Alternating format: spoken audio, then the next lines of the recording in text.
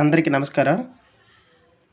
మనం యాక్చువల్లీ ఈరోజు నుంచి ఎలక్ట్రిక్ సర్క్యూట్స్ అనే ఒక కొత్త చాప్టర్ నేర్చుకుంటున్నాం. Electric circuits. ఇది చాలా important for triple and ECE. ఇంజనీరింగ్కి ఈ ఎలక్ట్రిక్ సర్క్యూట్స్ అనేవి ఖచ్చితంగా చాలా చాలా అవసరం, చాలా ఇంపార్టెంట్ మీ కెరియర్లో. అయితే ఈ ఎలక్ట్రిక్ సర్క్యూట్ అంటే ఏంటి ఇంతకీ, అంతేనా కదా? ఈ ఎలక్ట్రిక్ సర్క్యూట్ అంటే ఏంటిది అనేది తెలుసుకునే ముందు మనం బేసిక్స్ నుంచి వెళ్దాం. బేసిక్స్ నుంచి మొత్తం సమ్స్ వరకు అన్నీ నేను ఎక్స్ప్లెయిన్ చేస్తాను, నీట్గా నేర్చుకోండి. మనకి ఇందులో థీరమ్స్ ఉంటాయి, నెక్స్ట్ సర్క్యూట్స్ అంటే చాలా ఎక్కువ ఉంటాయి అన్నమాట. కేసీఎల్ మీద కానీ కేవీఎల్ మీద కానీ చాలా ఎక్కువ ప్రాబ్లమ్స్ ఉంటాయి. ఇవన్నీ మనం కంప్లీట్ చేద్దాం. కాకపోతే కాస్త బేసిక్స్ నుంచి వెళ్ళడం చాలా మంచిది. బేసిక్స్ నుంచి వెళ్దాం. అయితే ఫస్ట్ మనం ఎలక్ట్రిక్ సర్క్యూట్స్ని బేసిక్స్ నుంచి నేర్చుకోవాలనుకుంటే మనకి ఛార్జ్ అంటే ఏంటో తెలియాలి. ఖచ్చితంగా ఈ వర్డ్ నేను కన్ఫర్మ్ చేస్తాను. 0 నుంచి మనం హీరోకి వెళ్దాం ఖచ్చితంగా. ఈ వీడియో మీద మీకు మంచి ఒపీనియన్ వస్తుంది, చూద్దాం. ఛార్జ్ అంటే ఏంటో తెలియాలి. యాక్చువల్లీ ఈ ఛార్జ్ని మనకి ఒక మంచి సైంటిస్ట్ అయితే ఇంట్రడ్యూస్ చేశాడు. అతని పేరు వచ్చేసరికి కూలుంబ్స్. మనకు అందరికీ తెలుసు, కూలుంబ్స్ లా ఉంటుంది కదా. అయితే అలా పక్కన పెట్టేయండి. ఛార్జ్ అంటే ఏంటో తెలుసుకుందాం. ఛార్జ్ని ఇంట్రడ్యూస్ చేసింది కూలుంబ్స్, ఓకేనా. Charge is a sub particle of matter.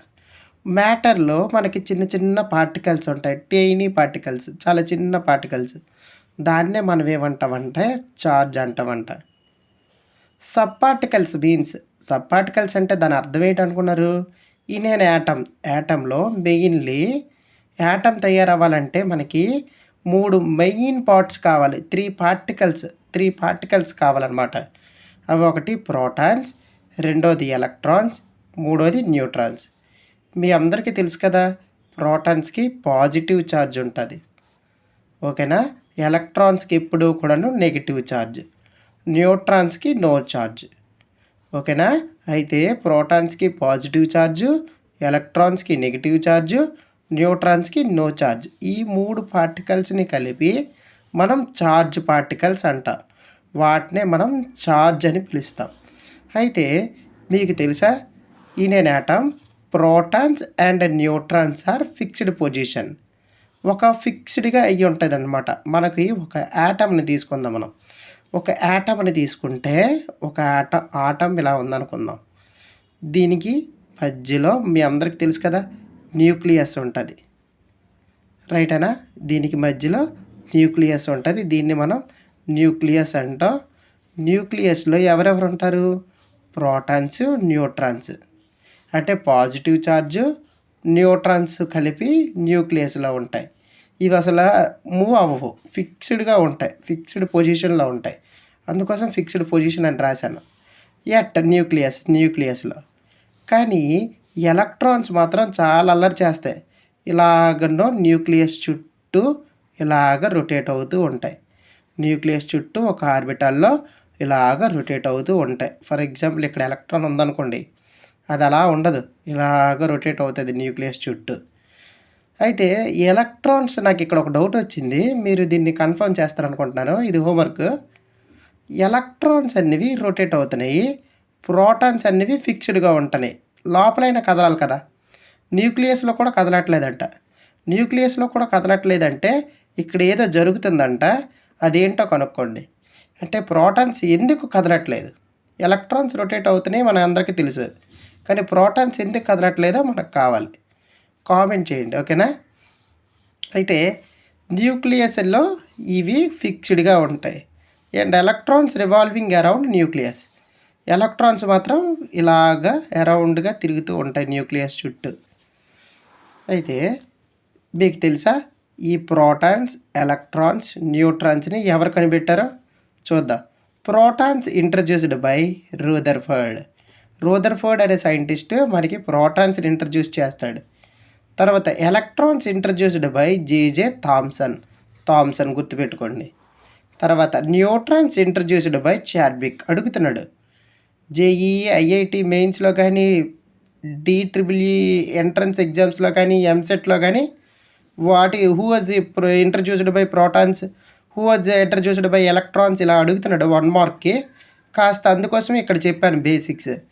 ప్రోటాన్స్ని అయితే రూదర్ఫర్డ్ అండ్ గోల్డ్ స్టైన్ కానీ రూదర్ఫర్డ్ కానీ. ఎలక్ట్రాన్స్ని ఇంట్రడ్యూస్ చేసింది థామ్సన్. న్యూట్రాన్స్ని ఇంట్రడ్యూస్ చేసింది చాడ్విక్. ఇది బాగా గుర్తుపెట్టుకోండి, ఇలాంటివి నేర్చుకోండి కొద్దిగా. నెక్స్ట్ డూ యు నో, మీకు తెలుసా? ఇలాంటివి చదవాలి. టెక్స్ట్ బుక్లో ఇలా వేసిస్తాడు, మనం దీన్ని నెగ్లెక్ట్ చేస్తాం. అయితే ఇందాకలా ఒక పాయింట్ వదిలేశాను. ఎలక్ట్రాన్స్ని మనం స్మాల్ ఈ తోటి ఐడెంటిఫికేషన్ చేసి ఇక్కడ మైనస్ సింబల్ ఉంది కదా, ఇది ఇలా పెడతాం. దీనికి కూడా ప్రోటాన్స్ కూడాను ప్లస్ అని పెడతాం. అంటే చార్జ్ అని అర్థం. చార్జ్ ప్లస్ ఉంటే అది ప్రోటాన్స్ అని, చార్జ్ మైనస్ ఉంటే అది ఎలక్ట్రాన్స్ అని ఐడెంటిఫికేషన్. సో ఇప్పుడు డూ యు నో, మీకు తెలుసా? 1 కూలుంబ్ చెప్పాను కదా. ఇప్పుడు నేను మీకు చార్జ్ని ఎవరు ఇంట్రడ్యూస్ చేశారు? కూలుమ్స్. ఈ 1 కూలుమ్ అంటే ఎంతకి ఈక్వల్ తెలుసా మీకు? 6.24 × 10⁻18 ఎలక్ట్రాన్స్ ఆర్ ప్రోటాన్స్. 6.24 × 10⁻18. చూడండి, ఇక్కడ పాయింట్స్ తర్వాత ఇప్పుడు కూడాను మనం సింగిల్గా చదవాలి. చాలామందికి తెలియదు 6.24 అని చదవాలి. చాలామంది 6.24 అని చదువుతారు. కాదు, 6.24 × 10⁻18 3 టైమ్స్ రిపీట్ చేశారంటే ఇది చాలా ఇంపార్టెంట్ అని అర్థం. అయితే మీకు ఇక్కడ నేమ్స్ గుర్తుపెట్టుకోవడం కష్టమైతే ట్రిక్ ఒకటి చెప్తాను చూడండి. ఈ ట్రిక్ మాక్సిమం మీ స్కూల్లో అందరికీ చెప్పిందే, కాలేజ్కి వచ్చారు కాబట్టి. Protons, electrons, neutrons. ఏటొచ్చింది? Pen is equals to Rutherford, Thomson, Chadwick, RTC. Pen is equals to RTC. Protons introduced by Rutherford, electrons introduced by Thomson, neutrons introduced by Chadwick. ఇది ఓకేనా? ఇది మనకి ఛార్జ్ గురించి. ఛార్జ్ తెలిస్తేనే మనం నెట్వర్క్ థియరమ్స్ చేయగలం, electric సర్క్యూట్స్లోకి వెళ్ళగలం. అయితే ఇంతకీ sir what is electric circuit? అందరికీ డౌటే కదా. ఎలక్ట్రిక్ సర్క్యూట్ అంటే ఎట్లేదు, the path of electricity flowing into loop. Sir కష్టంగా ఉంది sir. The path of electricity flowing into loop అంటే ఏటో చూద్దాం. దాన్నే మనం ఎలక్ట్రిక్ సర్క్యూట్ అంటామంట. అదేదో చూసే ముందు కాస్త ఇక్కడ 2 డయాగ్రామ్స్ ఇచ్చాను చూడండి. ఇక్కడ ఫస్ట్ డయాగ్రామ్ని మనం చూద్దాం. ఇది ఫస్ట్ డయాగ్రామ్. ఇది ఒక సర్క్యూట్, రైటేనా? ఇది ఒక సర్క్యూట్, అందరికీ తెలుసు. ఇది నార్మల్గా చిన్నప్పటి నుంచి మనం చదువుకుంటాం, దీన్ని సర్క్యూట్ అని పిలుస్తాం. అయితే ఇప్పుడు చూద్దాం దీనిని బ్యాటరీని మనం ఇంకొక మాట కూడా అంటాం, నేను తర్వాత చెప్తాను. బ్యాటరీ నుంచి ఎప్పుడైతే ప్లస్, ఇది మైనస్, పెద్దగా ఏదైతే ఉంటుందో అది పాజిటివ్, చిన్నగా ఏదైతే ఉంటుందో అది నెగిటివ్, అందరికి తెలుసుకోవాలి. ఓకేనా? ఎప్పుడో కూడాను హయ్యర్ యాటిట్యూడ్ నుంచి ఎలక్ట్రిసిటీ లోవర్ యాటిట్యూడ్కి ట్రావెల్ చేస్తుంది. హయ్యర్ పొటెన్షియల్ నుంచి లోవర్ పొటెన్షియల్కి వస్తుంది. ఇలా వెళ్ళింది, హయ్యర్ పొటెన్షియల్ నుంచి కరెంటు ఇలా వెళ్తుంది. ఇలా వెళ్ళి బల్బు నుంచి వెళ్ళి, దీన్ని బల్బ్ అంటాం, తెలుసు కదా అందరికీ. బల్బ్ ఇలాగెళ్ళి ఇలా రావాలి, రైటేనా? అయితే ఇక్కడ ఇది ఎవరో ఉన్నారంటే, ఇక్కడ ఎవరున్నారు? స్విచ్ ఎలా ఉందో కాస్త చెప్తారా? స్విచ్ ఓపెన్లో ఉంది అంటే ఈ సర్క్యూట్ని మనం ఏం సర్క్యూట్ అంటాం? Open circuit. ఇలాంటి సర్క్యూట్స్ని మనం ఏమంటాం? Open circuit. ఎందుకంటే స్విచ్ ఓపెన్లో ఉంది కాబట్టి. బల్బు చూడండి గ్లో అవ్వట్లేదు. బల్బు గ్లో అయిందా? గ్లో అవ్వట్లేదు. దానికి రీజన్ ఏంటంటే సర్క్యూట్ అనేది ఓపెన్లో ఉంది. తర్వాత కింద డయాగ్రామ్కి వద్దాం. కింద డయాగ్రామ్లో సేమ్ బ్యాటరీ నుంచి కరెంట్ ఇలా పాస్ అవుతుంది. కరెంట్ బల్బు నుంచి వెళ్ళింది, ఇలా వెళ్ళి హయ్యర్ పొటెన్షియల్ నుంచి కరెంట్ ఇలా బయలుదేరింది. మళ్ళీ ఇలాగొచ్చేసి ఇక్కడ స్విచ్ ఏమైందో చూడండి. స్విచ్ ఏం చేసాం మనం? క్లోజ్ చేసాం. దీన్ని ఇలాంటి సర్క్యూట్ని క్లోజ్డ్ సర్క్యూట్స్ అంటాం. క్లోజ్డ్ సర్క్యూట్స్, ఓకేనా? ఇలా వెళ్ళి ఇప్పుడు ఏమవుతుంది, బ్యాటరీలోకి మళ్ళీ వచ్చేస్తుంది. సో ఇలాగ పాత్ అంతా క్లోజ్ అవుతుందా లేదా, ఈ పాత్ నుంచి ఎలక్ట్రిసిటీ పాస్ అవుతుందా లేదా, ఈ ఎలక్ట్రిసిటీ ఒక పాత్ నుంచి ఇలాగా ఫ్లో అవుతుందంటే వాటినే మనం ఏమంటామంటే సర్క్యూట్స్ అంటాం. ఒక పాత్ అంటే దారి ఇలా వెళ్తుంది చూసారా, ఎలక్ట్రిక్ కరెంట్ అనేది, ఎలక్ట్రిసిటీ అనేది ఒక పాత్లో ఇలాగెళ్ళి ఇలాగ మూవ్ అవుతుంది. వీటిని మనం ఏమంటామంటే ఎలక్ట్రిక్ సర్క్యూట్స్. ఇది ఎలక్ట్రిక్ సర్క్యూట్స్ గురించి. ఇది ఓపెన్ సర్క్యూట్, ఇది క్లోజ్డ్ సర్క్యూట్ డయాగ్రామ్. అలాగే మనం కొన్ని ఇంపార్టెంట్ బేసిక్స్ సింబల్స్ గురించి చూద్దామండి. బేసిక్ సింబల్స్ మీకు చాలా ఇంపార్టెంట్. ఈ సింబల్స్ మీద మాత్రం ఈ నెట్వర్క్ థియరమ్స్ అన్నీ యూజ్ అవుతాయి.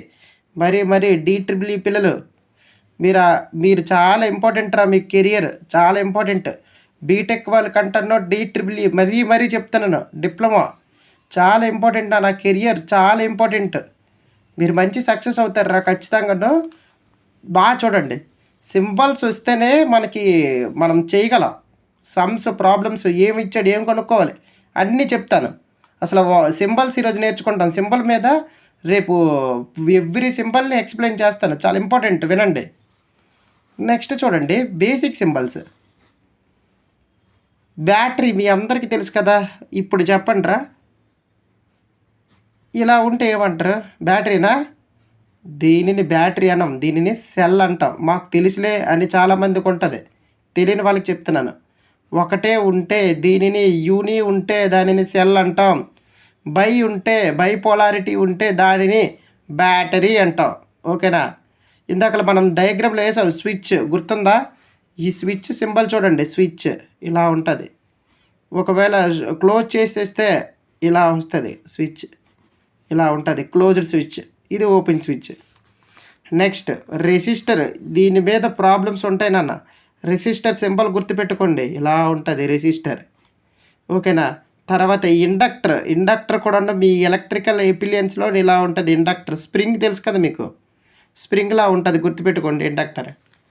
తర్వాత కెపాసిటరు సెల్ ఒకటి కాదు. సెల్ అంటే చూడండి, ఒకటి పెద్దది ఒకటి చిన్నది ఉంటుంది, కానీ ఇది రెండు ఈక్వల్ లెంత్లో ఉంటాయి టెర్మినల్స్. ఈ టెర్మినల్ ఈక్వల్ లెంత్లో ఉంటాయి. దీనిని కెపాసిటర్ అంటాం. ఓకేనా? తర్వాత వోల్ట్ మీటర్ దేన్ని మెజర్ చేస్తుందో చెప్తాను. వి అని రాస్తావు, ఒక జీరో చుట్టేసి వి అని రాస్తాం. అమ్మీటర్లో జీరో చుట్టేసి ఏ అని రాస్తాం, లెటర్స్ గుర్తుపెట్టుకోండి. గ్రౌండ్ అంటే ఇలా వేస్తాం అనమాట కిందకి.